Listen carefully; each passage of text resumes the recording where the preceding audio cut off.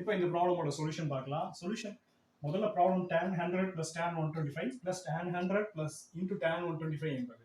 So இப்போ இது பார்க்குறப்போ tan A tan B அந்த ஃபார்முலா ஈக்குவல் பண்ணுற மாதிரி இருக்கு. ஸோ இப்போ நான் ஃபர்ஸ்ட் அந்த ஃபார்முலாவை எழுதிக்கிறேன்.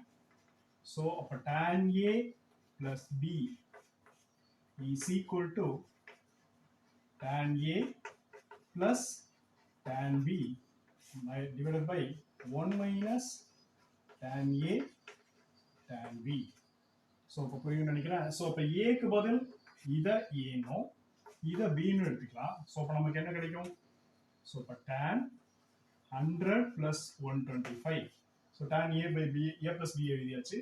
So is equal to tan 100 plus tan 125 divided by 1 plus tan 100, sorry, 1 minus tan 100 tan 125. So இப்போ இது ரெண்டையும் சம் பண்ணோம் அப்படின்னா நமக்கு என்ன கிடைக்கும் அப்படின்னா tan 225 கிடைக்கும். அந்த 225 நான் 180 plus 45 எழுதிக்கிறேன். ஏன்னா அப்போதான் நமக்கு 185 குவார்டர்ல நமக்கு பிளேஸ் பண்ண முடியும். அதனால ஸோ அப்போ மீதி இருக்கிறது tan 100 plus tan 125 divided by 1 minus tan 100 tan 125. So இப்போ குவாட்ரண்ட் வரைஞ்சு பார்க்கலாம். 180 plus 45 எங்க இருக்குன்னு. ஸோ இது குவாட்ரண்ட் 1, குவாட்ரண்ட் 2, மூணாவது குவாட்ரண்ட், நாலாவது குவாட்ரண்ட். ரைட். இது 90, 180, 270. ஸோ இப்போ 180 plus தீட்டாங்கிறது இங்கே தான் இருக்கு. இந்த இடத்துல ஆல் சில்வர் டீனா இந்த இடத்துல tan வந்து பாசிட்டிவா இருக்கும். ஸோ இப்போ இதோட வேல்யூ என்ன வரும்?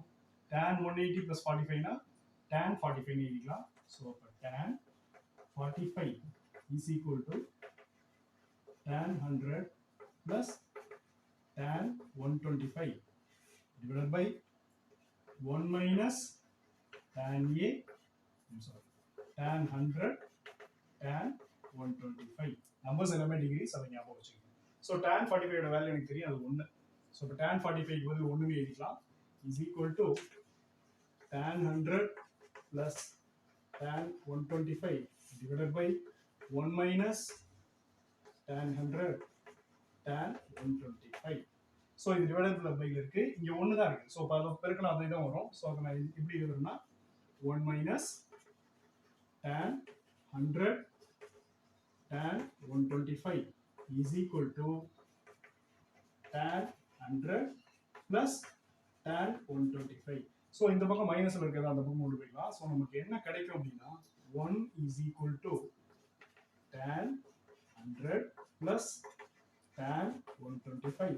மைனஸ்ல இருக்கிறது பிளஸ் ஆயிடும், பிளஸ் tan 100 tan 125. ஸோ இதுதான் நமக்கு தேவையான answer. So right option is